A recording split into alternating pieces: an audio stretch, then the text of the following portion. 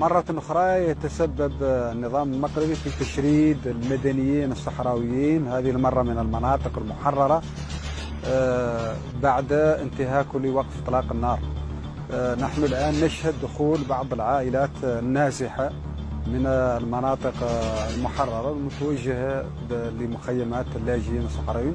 لقد وصلت هذه الصبيحة وهي تتواصل تباعا هذه الأيام، وسيشكل هذا الوضع هشاشة وزيادة في الهشاشة للوضع الإنساني برمته، وهي مناسبة لنناشد المنظمات والجهات المانحة للإسراع بتقديم مساعدات عاجلة للنازحين.